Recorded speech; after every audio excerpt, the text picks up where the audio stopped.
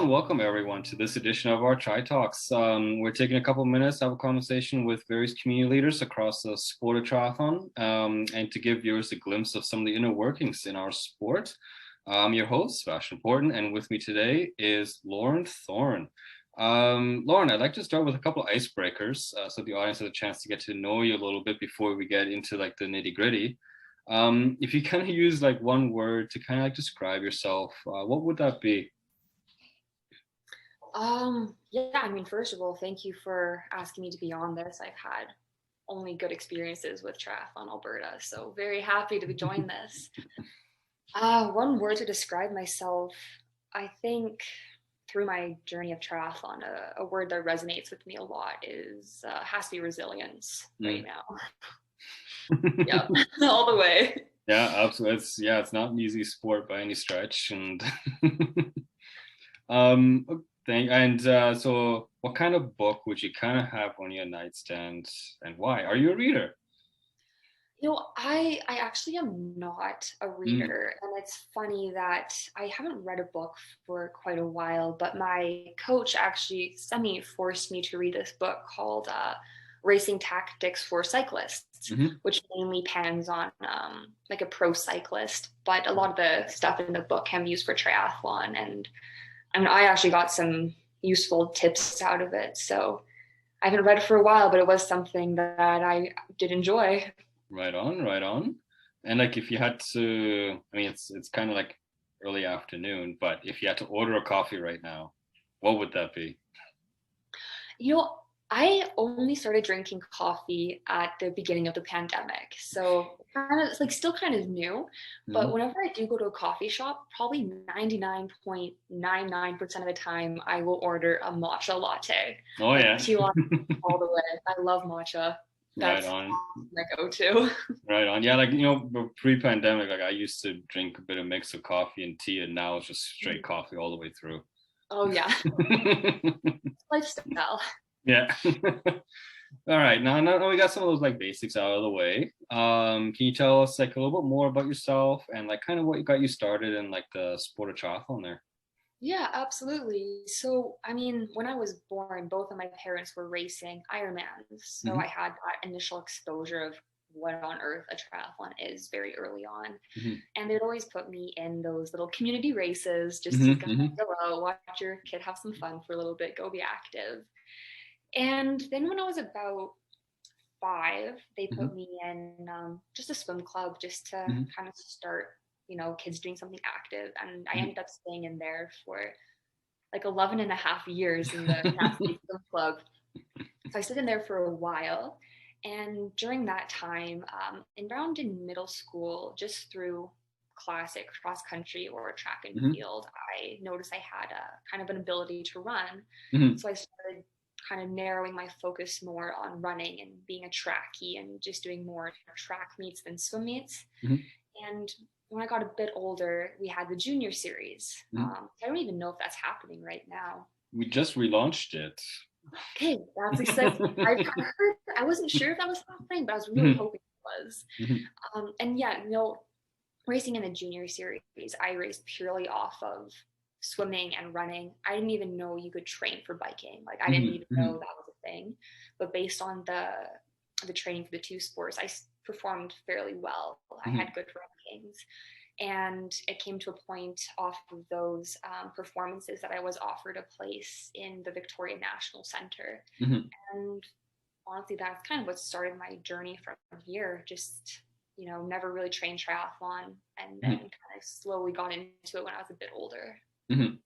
Like for like some more viewers who may not actually know, I think Laurin, you actually won a few of those junior national races, right? I did, yeah.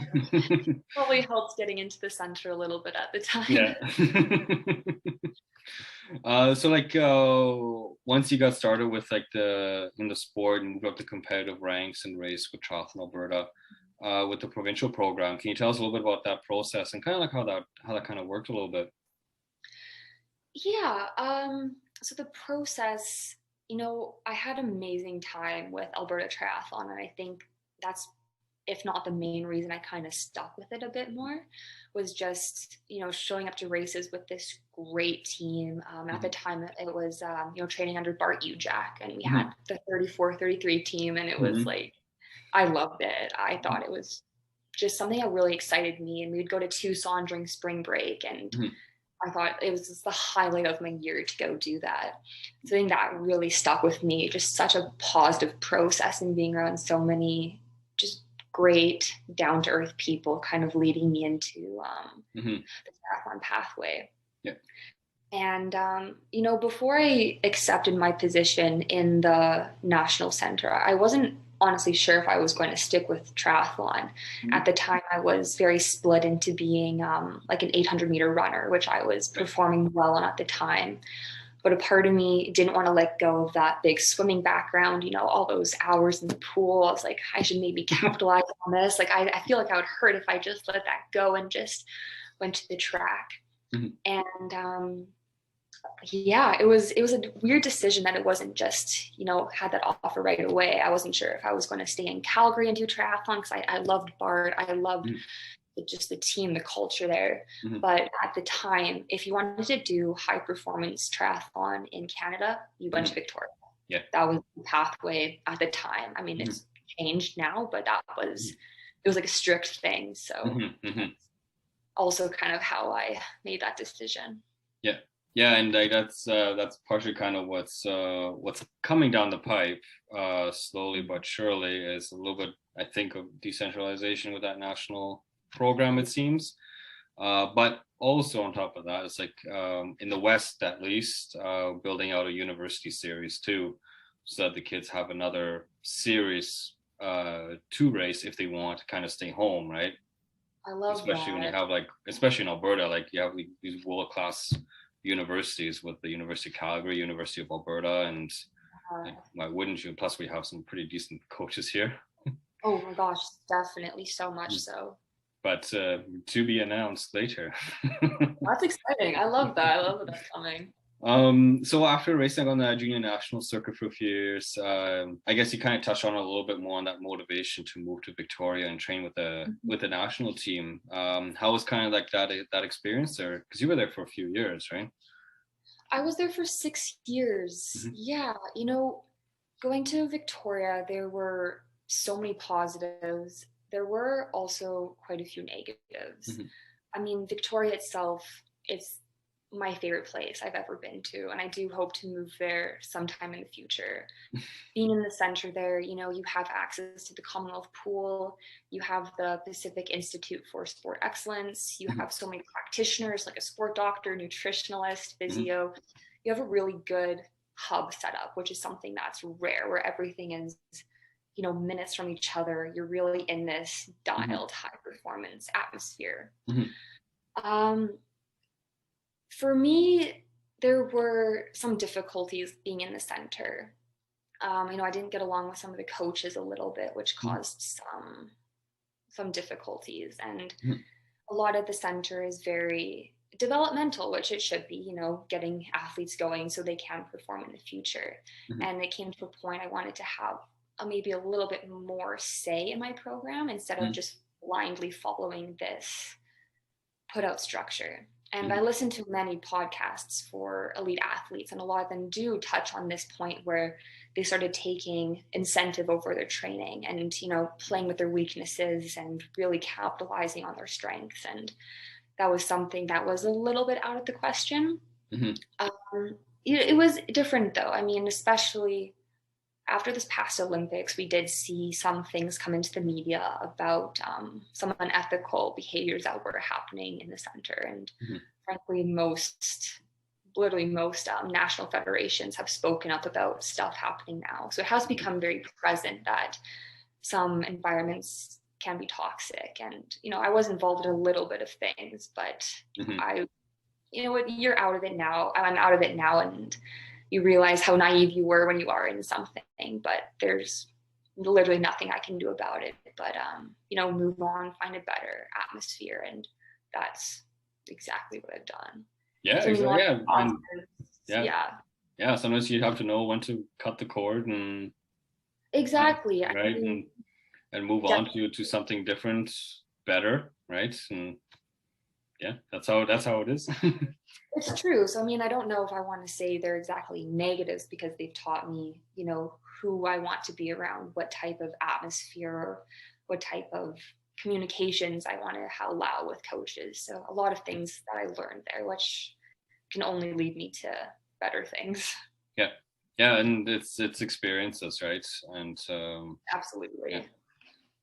And so yeah, I guess that kind of touches on like what kind of compelled you, because I think you moved to the States for a bit, right? To train there. Yeah. So I guess that kind of like what meant like what kind of compelled you to move there, but I guess that kind of sort of touches on that a little bit, is to kind of get into that new type of environment. Definitely. Yeah, I mean, if you look at my track record for, competing in the last 6 years, I'm either injured or I'm sick. And a lot of those could have been prevented. And kind of what we touched on a bit before is, 10 years ago when I was 15, the pathway to be a high performance athlete was straight. It was straight as an arrow. You grow up in your province and you go to Victoria, and that's where you base, and that's where you're going to be successful. Even in the last couple of years, you do see the provinces, getting a bigger group and becoming successful by themselves, like not being in this Western hub. And I think realizing that you don't need to be somewhere that has all the glory to be successful is huge to kind of realize that. And it took me a bit to realize that, where you don't need to follow the trajectory of where everyone's going to be able to be successful in the sport. So when I realized that kind of the center wasn't working for me, and maybe it was the training plan, but all I knew is that it wasn't for me. I was always injured or always sick. And so a time came through a mutual friend where I got in touch with my now coach, who is James Peterson. And he remotely coached me for a little bit because I was still living in Victoria. I was finishing school, and I frankly just didn't have the money to go move out to the States. And right away, it was such a positive atmosphere, like just a coach that really just cared about their athletes. And what I've realized now is it's actually a rare thing to have a coach who's just a genuinely good person. I mean, growing up in Alberta, where you have Lisa Mensink and or you, Jack, just specifically in Calgary, like those people are, I think, just give a really good baseline of what a good person and a good coach should be. I think they're absolutely amazing people. And James kind of followed along that. Like, he would come to appointments with me. He would set them up. He just was so invested in each athlete he had on the team, which you don't see a lot of. Like, it wasn't just like a business. He was like, I'm here for all of us to win, and he will do whatever it takes to help each individual athlete get there. And the cool thing I noticed right away was, whether it was like training, I mean, I haven't really raced yet because of some health issues, but it was this really refreshing feeling that I was training, or hopefully to racing, just to make him proud, because he cared so much about me. I care so much about him and the group, and just wanting to represent a really good name. Whereas in the past, a lot of my training and racing has been because I was scared. Like, I was racing scared. I knew there would be punishment. I was constantly kind of told, like, I'm easily replaceable. And I didn't realize how much of a big burden that really takes. Just when you're racing kind of free, but then just under this type of unideal pressure. So, I mean, James has been amazing since, I haven't been training quite a bit recently, just health issues, but he's still checking in with me all the time, and you can just tell the amount of the amount that he cares to still make sure that I'm doing okay, which says a lot. Yeah, no, that's great to hear, and I'm really glad that you've found a coach that kind of works for you, and because it really truly does make all the difference when you have somebody like in that position. And like you mentioned, some coaches that we have here in Alberta, like, I'm not sure if you know, like Lisa, like she's our Canada Games head coach this year too. And she's shown herself, proven herself, and yeah, I mean, it goes to show. I mean, even like 10 years later, like the name still comes up for you, right? And Oh, that just absolutely. shows, right? And so you mentioned you had like a little bit like health issues as well. Like you had a bit of a run-in with COVID. Can you tell us a little bit more about how that's kind of affecting you? Because I think it's one of the things that's not really reported on all that much. Is like how certain athletes can Mhm. really be affected by COVID. Oh, it's crazy. And you're right, there's no complete diagnosis of, if you've experienced long COVID, and everyone seems to affect or to exhibit it differently once they are infected. Mm-hmm. Um, for me, the people that I was around, they had, a sore throat or kind of a cough. And when I realized that I could have been affected, but I was still showing negative, there were many red flags that were happening. It's Mm-hmm. a little side story. I had a 3 hour, like a 3.5 hour trainer ride. Mm-hmm. And I was so tired that I would get off every half an hour, have a nap, get back on. And I would just continue that. And I think at like 2.5 hours, I was like, this is just dumb. Like, what am I doing? Like, obviously, I'm not okay Mm-hmm. if I have to keep going to have a nap. And then, a few days later, I test positive. Yeah. And I think it was the most ill I've ever been. Like, Mm-hmm. it was like the worst flu. It was terrible. I'm like, how's everyone getting off with a cough? And I'm like dying. Like, I thought I was a healthy young individual.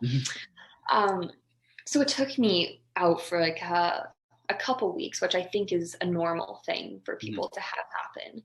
And getting back, the process was actually okay. It started off slow, just dealing with the classic, like my high heart rate, kind of feeling the fatigue and kind of brain fog. And I actually went like a couple months where I was okay. Like I was, things were looking really positive. Like each week was a little bit better. And I was like, you know what? Maybe I won't be one of those people that's going to fall back down with this long COVID. Right. And then this week came where it went from the start of the week was, yeah, I'm doing okay. And the end of the week was, I am so not okay.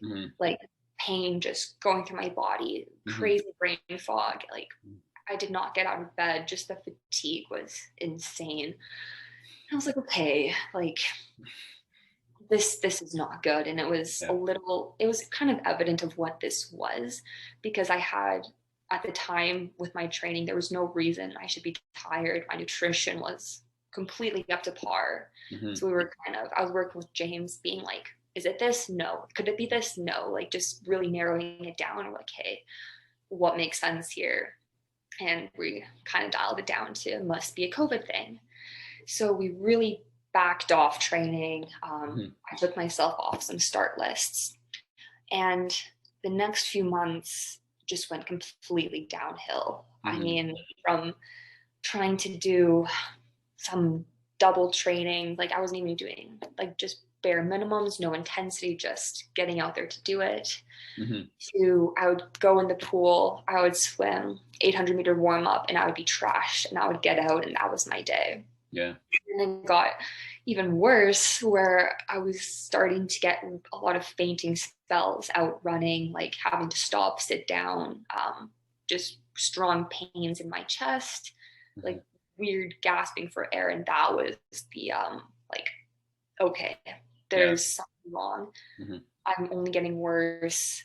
Once it kind of goes into heart and lungs, for me at least, I'm not going to push this. This is something that's delicate. So at that time, this was only, I think I came back to Calgary at kind of the first week in May. So after a few months of just kind of trying to deal with it, seeing if anything would get better, I came back. Just to get tests done. My insurance wouldn't have covered many of the things down in the States. So my plan was come back to Calgary, get some tests done, just take myself out of the atmosphere of training and racing and just try to get better. Like can I go for a walk without having some dizziness or some heart pain. It's been a process. I've had many blood tests. I've had ECGs, CT scans, x-rays, like just going through like the whole stress test, because it's very evident something is wrong, but I can't. I know I don't want to push it, you know. Yeah. So I've kind of just accepted my fate right now. Of my number one priority is just finding out an answer and hoping there's maybe some solution, and just slowly getting back into training and to see where that goes. Oh, that's good. Like, take your time, because oh my God, like it can take so long to recover from something like that. Like in my own racing career, I had issues as well, and it took a long time. Where it's like you have forced rest, and that's the way it is. And it will come back. That's all. Like from me at least, like it will come back. Yes. That's all I can offer. I don't know what your road will look like, but I really hope it will come back, and we'll see you racing again. Hopefully, I mean even the summer, right? I hope so. I mean, it's still early. Races go up to until November, so I think ideally, I would love to go back and toe the line. I think if that process does happen, I would have to change my expectations a bit on just knowing where my training background has been for the past few months, and I mean to get back out there, and if I can have a good mentality on the start line, that is a huge win. Just to go out and do it again. Yeah, absolutely. Well, we have quite a few races in Alberta that might be also. No, I was actually talking with my dad. There's a local, I live in Chaparral, and there's a local triathlon there. And we were talking about maybe doing a relay. So I might just go out and do something just to, show up one day. So I mean, it's fun to do a little local one sometimes, just to have fun with it completely. Absolutely. Yeah. Well, I mean, thank you, Laurin, so much for joining us today on Tri Talks, and I really hope things get a little bit better on the health side, and we will see you racing again this summer.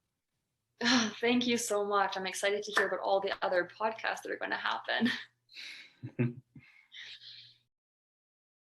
All right, and on to our next guest today is Payton Sheehan, who is actually one of our junior athletes, who actually just competed in Montreal a couple of weeks ago, where she managed to place third in her category. So, Payton, I want to do a little bit of trying to get to know you a little bit for the audience. And so, if you had like one word to kind of like describe yourself, what would that kind of be?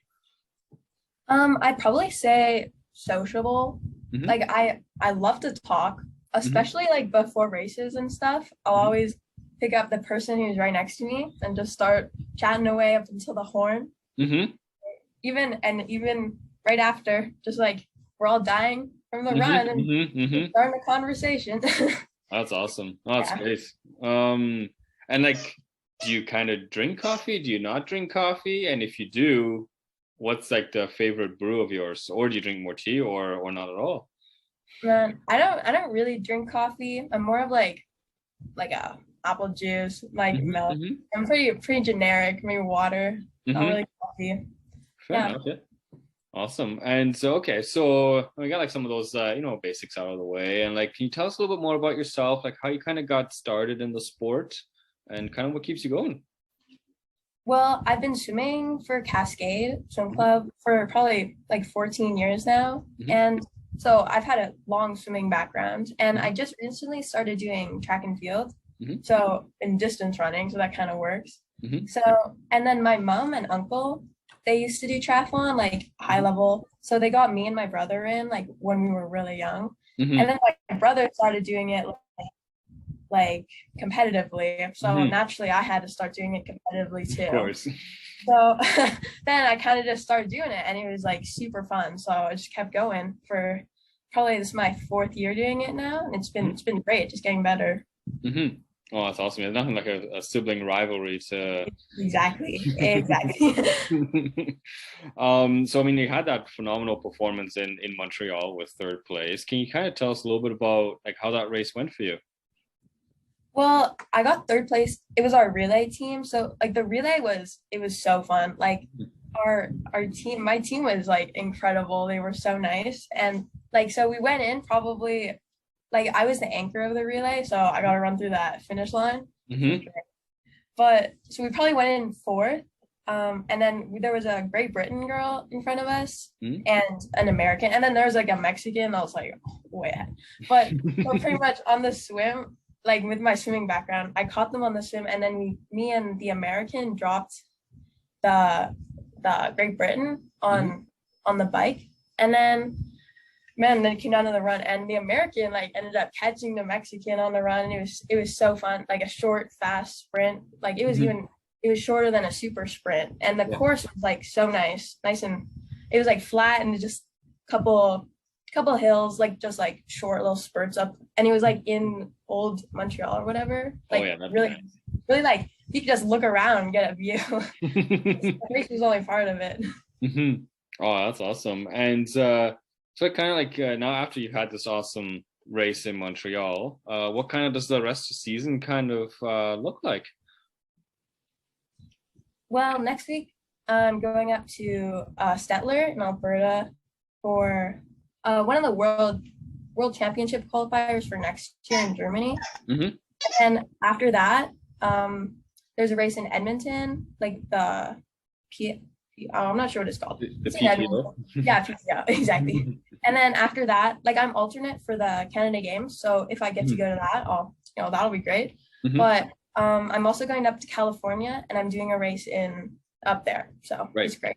Oh, that's fantastic. And kind of like what will be like the ultimate goals like in the sport? What does that kind of look like for you? Well, I think my ultimate goal would probably be going to university for it, like getting to compete all the way through school and like onto post-secondary. Like I know they have some good programs in like the States, like San Francisco or Arizona, and then like even in Canada, like the National Training Center in Victoria is apparently, like I went down there once for a race and it was like so nice. So that's definitely what I would want to do, like keep going with the sport. That's awesome. Well, thank you so much, Payton, for joining us today for our Tri Talks. And I'm sure at least we'll see you in Edmonton for sure, if not in Stettler. And yeah, thank you for joining us. Yeah, thanks for having me.